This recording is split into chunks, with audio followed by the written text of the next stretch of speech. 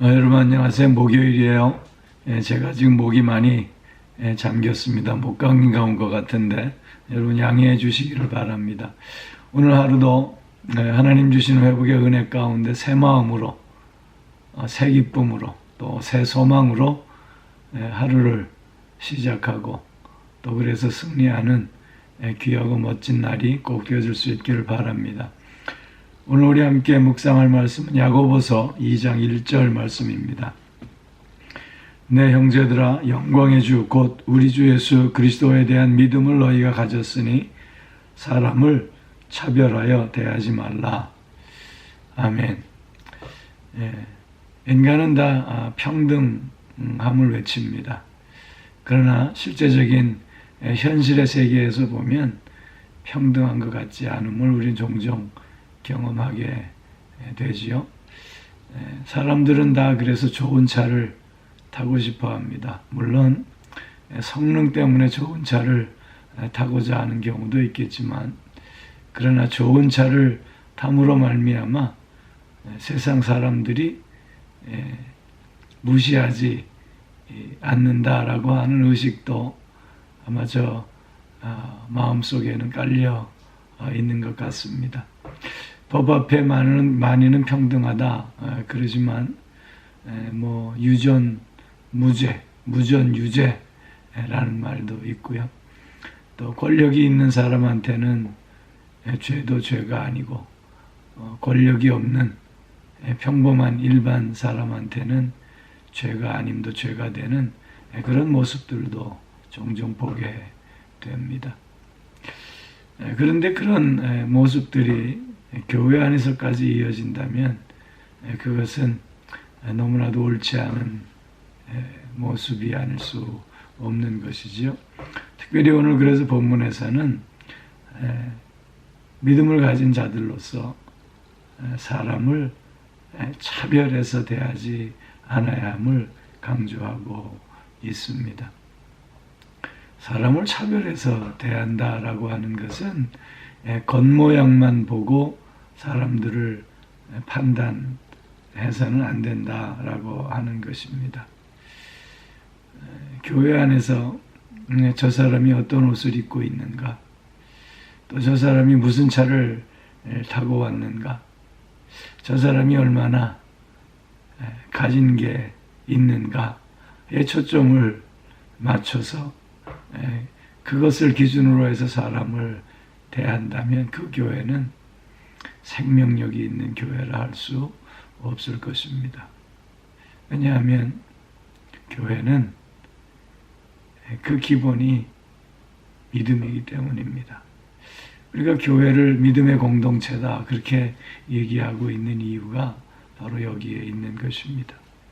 오늘 본문에서도 왜 우리가 사람을 차별하여 대하지 않아야 하느냐, 그 이유로 영광의 주 곧 우리 주 예수 그리스도에 대한 믿음을 우리가 같이 가졌기 때문이다. 그렇게 강조하고 있습니다. 예수 그리스도는 본래 하나님이셨습니다. 영광된 자리를 버리고 우리를 구원하시기 위해서 우리와 같은 낮고 천한 비천한 몸으로 이 땅에 오셨습니다. 그리고 죄인인 우리를 위해서 당신의 생명을 십자가에 내어주심으로 비천한 우리를 귀한 존재로 살 수 있게 해 주셨던 것이지요. 이런 예수 그리스도에 대한 믿음이 교회의 본질이고 또한 이런 믿음이 우리 성도들의 삶의 근본이 되어야 한다는 것입니다. 그리스도는 가난한 자나 부한 자나 차별하지 않으셨습니다. 모든 죄인들을 구원하시려 이 땅에 오신 것입니다. 그렇기에 사람을 차별하여 대한다라고 하는 것은 어떤 의미에서는 인간 이해가 바르지 못함을 또한 의미하고 있는 것입니다. 인간을 어떻게 이해하고 있느냐 하는 것입니다. 무엇을 갖고 있느냐, 그가 얼마나 힘이 있고 또한 능력이 있는가로 우리는 사람을 이해하는 것이 아니라 그가 어떤 존재인가, 그가 어떤 사람인가를 보고 우리는 그를 또한 판단해야 하는 것입니다. 우리 모두는 다 죄인입니다. 하나님 앞에서 우리는 죄인, 그 이하도 그 이상도 될 수 없습니다. 누구나 예외 없이 우리는 죄인입니다. 이런 죄인을 위해서 주님은 이 땅에 오셨고, 이런 죄인을 위해서 주님은 십자가에 죽으셨고, 그래서 이런 죄인들을 의인 되게 하셔서 하나님의 자녀로 오늘을 살게 해 주셨습니다. 이런 한 믿음을 갖고 있는 자들이기에 이런 믿음의 사람들이 그가 부한 자나 가난한 자로 나눠서 우리가 차별해서 대한다면 예수 그리스도의 그 구속의 역사를 우리는 부정하는 것이고 예수 그리스도를 멸시하는 결과가 되기 때문이라고 하는 것입니다. 사람을 보고 믿음을 판단할 것이 아니라 믿음을 가지고 사람을 판단해야 된다고 교부 터툴리아는 말했습니다. 사람을 대하는 우리의 기준이 먼저 무엇인가를 다시 한번 물을 수 있어야 할 것입니다. 믿음. 그 믿음이 사람을 대한 우리의 기준이 되어야 합니다.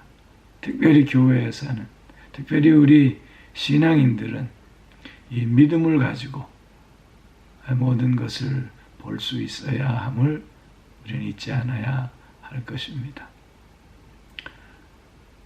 가난하다고 멸시하고 가진 게 있다고 대우해 준다면 그것은 더 이상 교회일 수 없는 것입니다.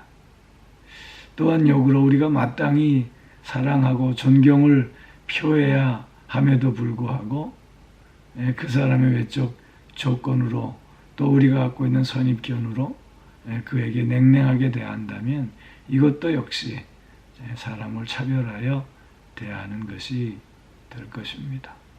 사랑하는 성도 여러분, 우리는 한 믿음을 가진 자들입니다. 그렇기에 우리 하나님 앞에 다 죄인이고 또한 하나님의 특별한 사랑과 은혜 안에서 이제 하나님의 자녀로 오늘을 사는 존재입니다.